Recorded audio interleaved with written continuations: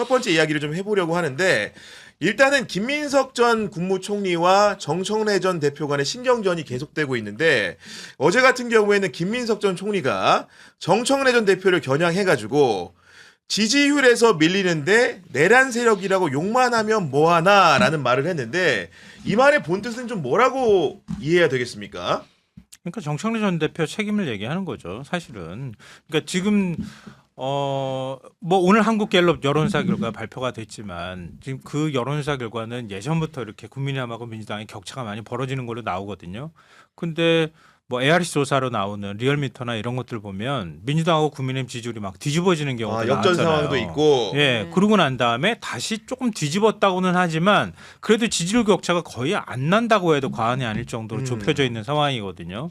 근데 그런 걸 보면 그 사실은 지지층 코어 지지층만 결집하면 돼라고 하는 메시지 가지고는 안 되는 거잖아요, 지금. 네. 그럼 뭔가 중도 확장을 하든 아니면은 민심과 가까워지려고 노력을 하든 청년층 지지율이 떨어지면은 청년층 지지율이 왜 떨어지는지 분석을 하든 뭔가 대안을 만드는 작업을 해야 되는데 그동안에 그런데 너무 소홀했다는 거죠. 그러니까 그 결과가 지금 나타나고 있다고 아하. 얘기하고 싶어 하는 거죠. 네. 그러니까 그러면 그 원인 제공을 한 사람이 누구냐? 결국은 정청래 전 대표 아니냐? 뭐 이렇게 겨냥해서 얘기한 거 아닌가 싶어요. 우리 정구승 변호사는 좀 어떻게 느끼십니까? 사실 비겁하게 팩트로 승부하는 거죠. 선동과 날조로 해야 되는데 비겁하게 팩트로 했다고 생각하고 사실 그 강성 지지층의 기대는 정치의 확장성 부재가 이번 갤럽 조사에 나타났다고 생각하고 특히나 문제는 호감도가 떨어졌다. 이게 잠재적으로 나중에 질결을 할 때도 그 중도에 있던 사람들이 우리한테 비호감까지는 아니어야 이 사람까지 우리가 포섭할 수 맞아요. 있는 건데 네. 이 비호감도가 올라갔다는 것 자체가 사실 평가를 받은 거라고 생각하고 그 이유는 너무나도 사실 지역적인 부분에 천착을 해갖고 그 이슈만 얘기하는 거예요. 사실 지금 해결해야 될 문제가 너무 많습니다. 뭐 지금 이제 어떻게 초과세수를 어떻게 할 것인가라는 그렇죠. 미래지향적 얘기도 네. 있고 지난번에 제가 와서 말씀드렸던 뭐 피지컬 AI네 로데이터를 어떻게 활용할 것이냐 아니면 이 청년 문제 어떻게 할 거냐 이런 얘기를 해야 되는데 원툴이죠. 보안 수사권만 하고 있으니까 이제 그 사실은 이제 현장에 있는 사람들 입장에서는 법조용자 말고 실제로 경제 활동을 하는 사람들 입장에서는 아, 저 사람 아직도 맹자와 공자를 하고 있네 이렇게 생각하실 가능성이 높죠. 아닌 게 아니라 말 나온 김에 좀 소개를 해드리면은 호감도. 한국갤럽에서 이번 주 이제 조사 결과를 발표했는데 결국은 정당에 대한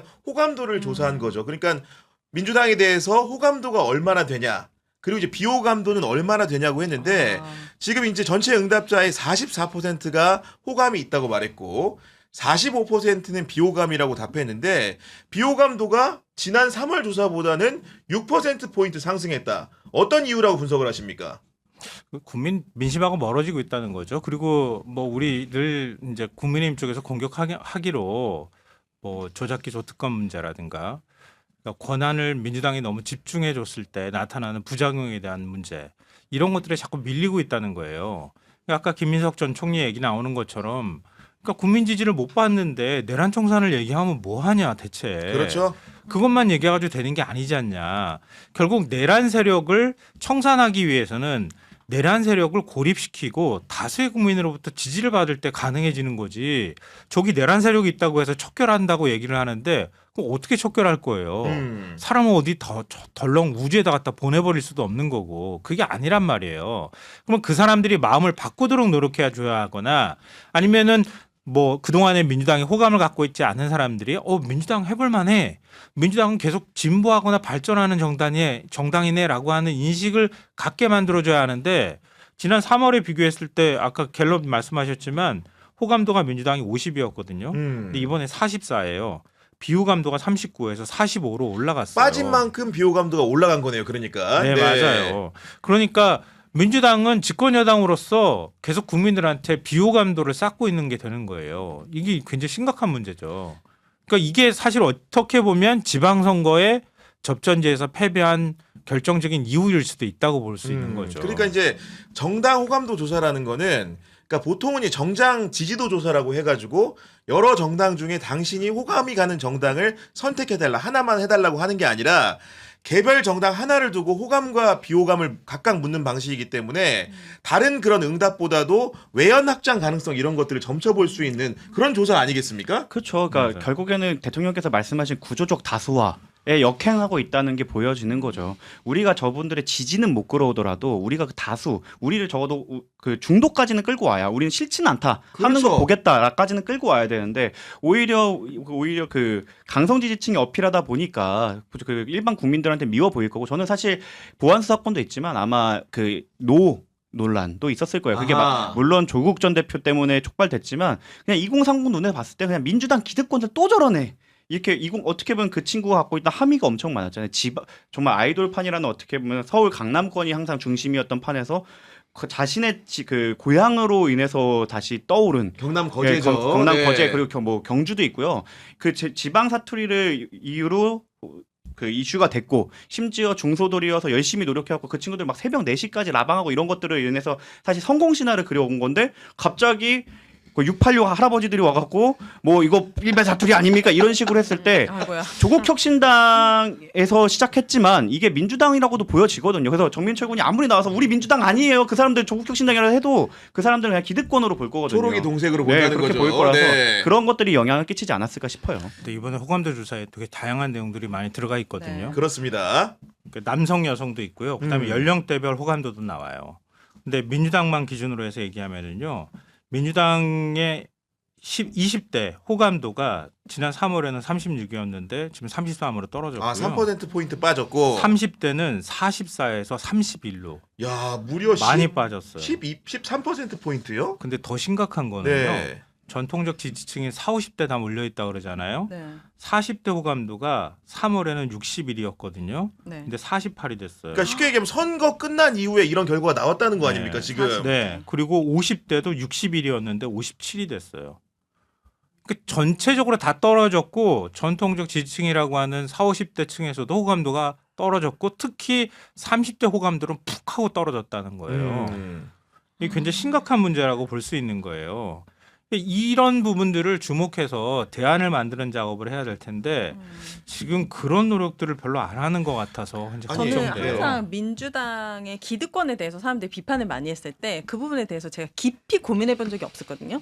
근데 제가 오늘 샤워를 하면서 그런 생각이 드는 거예요. 지금 이제 민주당의 많은 의원들, 다선의 의원들이 민주화 운동을 하던 시대에는 나도 하고 너도 하고 윗집도 하고 내가 생업을 포기하고 학업을 포기하고 민주화 운동을 하는 것들이 어느 그렇죠. 정도 영웅이 될 수도 있지만 시대 정신에서 굉장히 누구나 다 나설 수 있는 상황이었는데 이걸로 이제 국회의원도 다선을 하시고 수많은 기득권을 누리신 지가 수십 년이 됐는데 지금 우리는 그렇게 우리가 촛불혁명 응원봉 했다고 해서 우리한테 경제적인 이득이 직접적으로 있습니까? 우리가 그런 뭐 거 전혀 국회를 나갈 수 아니죠. 있습니까? 네. 뭐 언론인이 될 수가 있습니까? 정말 선의로 나간 거잖아요. 근데 지금 시대 정신은 이념이나 신념이나 가치가 아니라 실용이고 이득인데 이 시대 정신을 잃지 못하고 아직도 계속 이념, 가치 그거에 대해서 외치고 있다 보니까 많은 분들이 이건 아니잖아. 야, 정말 정확한 진단이라고 라는 생각을 하는 말씀하시는 거고 것 이제 그러니까 본인의 그 정치 성향별로도 이런 응답 조사가 나왔는데 실제로 민주당에 대한 호감도가 중도층에서 스스로 응답을 그렇게 밝힌 거죠. 3월에는 민주당 호감도가 56%였는데 7월에는 42%로 무려 14% 포인트 하락했다. 중도층 지지 성향의 응답자들이 이렇게 변모했다. 왜라고 보십니까? 결과적으로는 맹자와 공자와 사실 이 형사사법제도는 전문가들끼리 해서 가장 효율적이고 그러면서 민생을 챙길 수 있는 걸 찾아내야 되는데 이게 전 국민의 의제가 돼버렸잖아요. 그게 얼마나 괴리감이 느껴졌겠어요. 그리고 아까 저 30대 얘기를 하셨을 때도 말씀드리고 싶었던 부분이 있는데 그 소위 말하는 운동권 분들은 저희 청년 세대 2030 세대한테 미래 세대라고 얘기해요. 저는 그 관점부터가 잘못됐다고 생각하거든요. 미래 세대라는 관점 자체가 잘못됐다. 2030은 투표 안 합니까? 2030은 그리고 경제활동 안 합니까? 현재 세대예요. 미래 세대일 뿐만 아니라 제가 이번에 정민철 군이랑 얘기하면서도 되게 크게 느꼈던 게 그 최고위 나가면서 그 걱정을 하더라고요. 여자친구 전 여자친구들이 혹시 이런 얘기를 하는데 저는 생각도 못 해본 이슈였어요. 왜냐면 저도 이제 결혼 10년 차고 전 여자친구들이 왜? 그러니까 전 여자친구 혹시 안 좋은 얘기하거나 그 친구들한테 피해가 갈까봐. 그러니까 저는 지금까지는 나이가 있어도 청년 정책이 진심이고 청년 정책에 효율적으로만 잘해주면 괜찮다고 했는데 관점 자체가 다를 수 있겠구나. 심지어 30대인 저조차 생각하지 못한 고민을 20대 정치인은 하고 있을 수밖에 없겠구나. 라는 생각을 보면서 이건 물리적으로 나이가 어린 사람이 필요하게 하겠다라는 생각이 드는데 그 민주당의 구기득권 세력이라고 하시는 분들은 여전히 미래 세대라고 저희를 지칭하더라고요. 아니 그리고 현재는. 보면은 너무 이제 그 상대 평가를 통해서 자기 정당화를 하는 경향이 있는. 다시 한번 이제 정당별 호감도 한번 보여주시면은 거기 보면 그 호감도에서 민주당이 다른 정당에 비해서 호감도가 높은 건 사실이에요. 국민의힘 같은 맞아요. 경우에는 22%에 불과하고 조국혁신당은 20%, 진보당은 19%, 개혁신당은 10%니까 어떻게 보면은 2배 가까이 많은 스코어로 민주당의 호감도가 많다. 그렇기 때문에 우리가 괜찮다라고 얘기할 수가 있는데 민주당이 그런 식의 사고로 계속 접근한다고 한다면은 다음 총선 대선 어떻게 될 수 있겠습니까? 일종의 덫에 갇히게 되는 거예요. 근데 미국 보면 그 트럼프가 왜 당선됐을까? 미국은 그래도 뭔가 사람들이 저런 정도의 어떤 극단적 사고를 하는 사람들은 많지 않을 것 같은데 아무리 인종 갈등이 있다 하더라도 이런 생각을 하잖아요. 근데 저는 한국에 트럼프가 또 나올 수도 있다고 봐요. 이렇게 한국에 가면. 트럼프가 나올 수 있다. 왜냐하면 아까 기득권 얘기하셨잖아요. 민주당도 젊은 층이 바라볼 땐 기득권이라는 거예요. 국민의힘하고 민주당이 정도 차이는 있겠지만 큰 틀 안에서 보면 둘 다 기득권이야. 다 자기들끼리 그냥 맨날 싸움질이야. 이렇게 인식한다는 거예요. 그렇게 하면 민주당에 아무리 괜찮은 후보가 나와도 안 찍으려고 그래요. 그럼 마지막에 결국은 승부를 결정짓는 거는 막 극단화되어 있는 사람들이 얼마나 열성적으로 누군가를 지지하는가 여기에 달리게 된다는 거예요. 자칫하면 투표율이 떨어지는 경향도 나타날 수 있고요. 그러다 보면은 결국은 뭔가에 막 열중하거나 아니면은 극단화된 다른 사람의 주장을 막 배척하는 사람들의 주장만 뚜렷하게 남아가지고 그 사람 지지층이 만들어지기만 하면은 지금 장동혁 대표 같은 사람이 대통령이 되는 시대가 올 수도 있다는 뜻이에요. 태태태 하세요 그 빨리. 얘기는. 태태태. 진짜 왜 그래요? 윤석열하고 장동혁이라니. 왜냐하면 네. 장동혁 대표가 아무리 그렇다 하더라도 네. 판사 출신에다가 나름대로 계산이 있단 말이에요. 그러면 아마 제가 볼 때는 트럼프 모델을 계속 생각할 거예요. 내 극단화되어 있는 지지층, 그 지지층 윤어게인 그리고 부정선거 이번에 재선거 요구하는 젊은 층 여기 한 층 한 층 쌓아 올라간다고 생각할 거예요. 지금 그러니까 국민의힘 다 내쳐버리겠다 막 이렇게 좀 나오는 이유가 그거예요. 강자를 부리는 거죠 지금. 네. 그 지지층 20몇 % 정도만 내가 쥐고 간다 그러면은 여기에 지난 지방선거 때도 마찬가지지만 민주당이 삐끗 잘못하거나 민주당도 비호감으로 딱 비춰지는 순간 그래 저쪽도 한번 선택해보지 이런 결정이 나온다니까요. 그렇죠. 네. 이 굉장히 위험한 거예요. 그러니까 정치 혐오를 일으켜서 투표를 50%로 반토막 낸다고 치고 어. 거기에서 그러면 25대 25인데 고정 지지율이 20% 있고 여기에서 민주당 비호감도에서 비토 세력이 붙어버리면 아차차 하는 순간에 대통령 될 수도 있는 거죠. 아차차 하긴 김문수도 41% 나왔잖아요. 그러니까요. 아니, 그렇게 그러니까 된다니까요. 정말로 눈에 쌍심지를 켜고 이 상황을 차분하게 관조할 게 아니라 정말로 적극적으로 대응을 해야 되는 상황인 건데 물론 그 정당에 대한 호감도와 정당에 대한 지지도는 다르다고 말씀을 드립니다. 김민석 전 총리가 얘기한 부분은 아마도 정당 지지도를 얘기하는 것 같은데 거기에 대해서 정청래 전 대표가 오늘 백브리핑을 통해서 입장을 얘기했는데 이렇게 설명을 합니다. 민주당 역사상 45%에서 50%인 지지율은 가장 높은 지지율입니다. 근데 그것을 낮다고 그러면 50% 이상 돼야 된다라는 건데 역대 민주당의 50% 이상을 계속 지지율을 기록한 적이 없습니다. 그것을 낮은 지지율이라고 한다는 것은 팩트상 맞지 않다고 생각합니다. 이런 말을 했는데 정구승 변호사는 이런 정청래 전 대표의 입장에 대해서 어떤 생각을 가지고 있습니까? 그러니까 뉴 노마를 만들지 않겠다. 새로운 미래를 열지 않겠다. 구조적 다수화를 가져가지 않겠다. 우리는 항상 49대 51 싸움에서 삐끗하면 질 수 있는 그 구조를 그대로 유지하겠다라고밖에 안 되죠. 현행 유지다. 현행 네. 유지죠. 사실 이게 그 자체가 이 워딩 자체가 나는 기득권을 유지하겠다라고밖에 해석이 되지 않아요. 지금 대통령께서 노리는 건 구조적 우리가 7대 3이 돼갖고 그 안에서 우리는 여기서 무조건 이기는 구조적 다수화를 만들겠다는 게 청와대의 입장이고 그렇지. 대통령 입장이잖아요. 네. 그래야 저런 극단적인 사람들을 배격할 수 있다고. 장동혁 같은 사람이 7대 3에서는 그 3에서 20% 가져가면 안 된다고요. 근데 49대 51 싸움이 됐을 때는 모르는 거잖아요. 이 그런 프레임 전환 자체에 반대하는 거예요. 그러니까 결국 자신의 기득권을 지키기 위해 전체 진영 자체가 위험할 수도 있는 그 리스크를 계속 안고 가겠다는 주장밖에 안 됩니다. 예. 이거예요. 자기 방어하겠다고 다 방어를 하는데 안 맞았어. 안 맞다가 급소를 한번 푹 찔려. 그럼 죽거나 그냥 쿡 쓰러지는 거예요. 그렇죠. 네. 급소 한 방으로 가는 거예요. 아무리 매를 두드려 맞아도 그건 견딜 수 있지만 급소 한 방 찌르면 가거나 아무리 안 맞더라도 급소 한 방 찔리면 죽거나 마찬가지예요. 근데 이번 지방선거가 보여줬잖아요. 10년 만에 교차 투표가 일어났잖아요. 그렇죠. 10년 만에 교차 투표가 일어나니까 격전지에서 막 싹 다 뒤집어지잖아요. 특히 서울시장 선거가 이런 결과가 나올 수 있잖아요. 이게 다시 나중에 총선 때 나타날 수 있는 결과라고도 생각할 수 있어야 하는 거예요. 그렇죠. 그러니까 너무 안일한 거예요.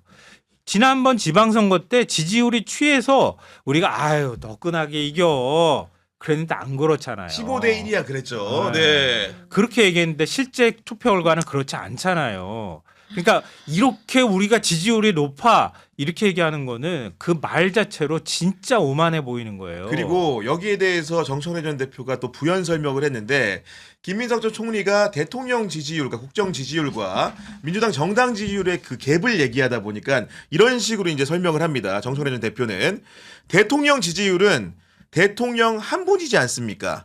예를 들면 야당 대통령은 없는 거잖아요. 한 분에 대한 국정수행 평가가 좋고 저도 그것이 기분 좋습니다. 그런데 당 지지율은 강력한 또 야당이 있지 않습니까? 그래서 지지율은 분산되는 거죠. 그래서 직접 비교하는 것은 온당치 않다는 생각을 한다. 이런 입장을 내놨습니다. 지금. 그러니까 자기 방어밖에 안 되는 거예요. 무슨 말이에요? 여기에 대해서 김민석 총리가 사실 청와대와의 관계를 얘기할 때 저는 약간 충격을 받았거든요. 청와대와 경쟁하겠다. 제가 이 자리에 앉아서 국회가 해야 될 일은 입법이고 청와대가 맨날 의제 설정에 교복까지 의제 설정해 줄 때 국회는 뭐 하고 있었냐라고 얘기했잖아요. 그러니까 거기서 진짜로 국회나 민주당이 해야 될 일은 사실 우리가 의제를 선점하겠다. 행정적인 일 말고 법으로서 우리가 앞서 나가겠다. 나아가겠다 해야 되는데 지금 정청래 당대표가 얘기하는 거는 아니 그 국정과의 뒷받침이나 그거와 경쟁하는 게 아니라 아, 그 사람은 대한민국의 대통령이고 우리는 그냥 민주당이라서 그래라는 거는 이거는 사실상 그 구조 치를 가겠다는 생각이 없는 거예요, 애초에. 우리는 50일이어도 충분해. 이걸로도 내 지역구는 살아남을 수 있어라는 발언밖에 안 되는 거기 때문에 이게 과연 당대표로서의 네. 자격이 있냐라는 데 의문을 가질 수밖에 없는 거죠. 미래 아젠다가 없는 거예요. 물론 자기를 이걸- 방어하는 뭐 숫자적 논리로는 어떻게 보면 적합한 아니, 설명이라고 할 수 있으면서도 아니 궤변이에요. 예, 이거. 비유가 좀 적절하지 않다는 생각이. 예. 궤변이죠. 그러니까 이재명 한 사람에 대한 평가예요. 그래서 우리가 이재명 지지율이라고 말하지 않고 국정 평가라고 그렇죠. 얘기하는 국정 거예요. 평가라고 하는 겁니다. 그래서 그거를 혼동하면 안 된다고 여론조사 기관이 조사 결과 발표할 때마다 거기다가 코멘트를 달아놔요. 이건 이재명 대통령 지지도가 아닙니다. 지지도가 아닙니다. 이렇게 얘기하는 거예요. 이재명 대통령을 평가한다기보다는 이재명 정부의 국정을 평가하는 거예요. 근데 그걸 어떻게 지지율로 치환을 시킵니까? 그러니까 그러면 안 되는 거예요. 그러니까 잘못된 거를 지금 얘기하는 거고요. 기본적으로 그러니까 이재명 정부의 국정이 잘못되면은 잘못됐다고 말하는 거예요. 누군가가 누구랑 싸우고 안 싸우고의 문제가 아니라 그건 어떤 허상이 존재하느냐 안 존재하는 게 문제가 아니라 잘못하면 잘못했다고 얘기하는 거니까 그거를 상대가 있다고 얘기하면 잘못하고 있다고 하는 어떤 개념이겠지. 그렇지, 그렇지. 네. 그거를 당은 우리는 야당하고 지지율을 나눠 가지니까 당 지지율은 낮게 나옵니다. 이렇게 얘기하면은 국민의힘이 뺏어가는 게 있기 때문에 민주당 지지율은 항상 요 부분이 요만큼 남아 있어요. 이렇게 얘기하는데 그럼 대통령 지지율은 왜 70%가 나오기도 하고 80%가 나오기도 합니까? 국민의힘 그러니까. 지지율은 항상 있는데.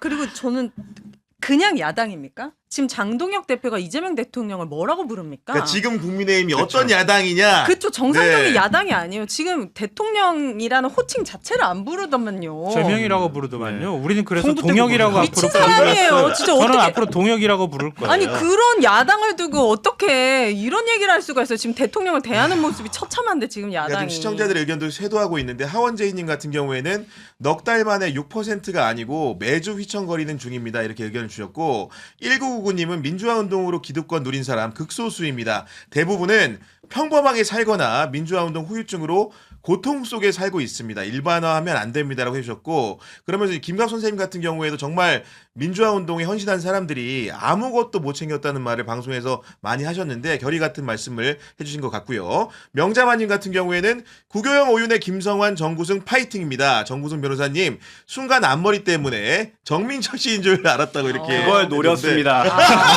제가 용역들과 엮이지 않고 저랑 띠동갑인 촉법과 엮여보려고 지금 용역으로 안 가고 촉법으로 가보려고 그 뭐, 사이 앞머리 나이를 내리고 낮추려고 다니겠습니다. 저렇게 지금 외모를 단장한다. 네. 최근 앞머리 내리고 다니는 게 다 이유가 있습니다. 저 정민철 후보하고 같이 일주일에 한 번씩 요즘에 방송하는데요. 아, 그러세요? 보고 난 네. 다음에 막 깜짝 놀랐어요. 너무 멋있어. 네. 외모가 또 키도 크고 그 친구가 계속 일어나잖아요. 키가- 187인가? 187. 아직도 예. 크고 있나 봐. 걔는 성장 중이야. 나는 그러니까- 옆으로만 크는데. 아, 근데 같이 방송을 하잖아요. 그럼 속으로 그런 생각을 계속해. 아, 나 은퇴할 때 됐어. 나 가야 돼. 나 가야 돼. 계속 그 생각하게 돼요. 왜 그래? 아이고. 너무너무 말 잘해가지고. 어른이 근데 필요하죠. 그 바로 직전에 만나가지고 얘기 나왔을 때 제일 제가 인상 깊게 들었던 얘기는 뭐냐면 지금 젊은 층이 민주당을 외면하는 것은 민주당이 젊은 층을 설득하는 것도 중요하지만 민주당이 더 진보적이지 않아서 그래요. 맞아요. 라고 얘기하더라고요. 이 얘기는 뭐냐면 민주당이 문제 해결 능력이 없는 정당이에요라고 인식한다는 뜻이에요. 물론 아. 기득권이라는 것도 있겠지만 네. 젊은 층한테 하다못해 민주당이 국민의힘한테는 사회주의 정당이라는 소리 듣는데 그러면 젊은 층한테 지금 왜 취업이 안 되는지, 왜 결혼을 못하는 상황인지, 왜 집 문제를 해결할 수 없는지 이런 것들에 대해서 과단성 있게 뭔가 대책을 만들어 줘야 한다는 거예요.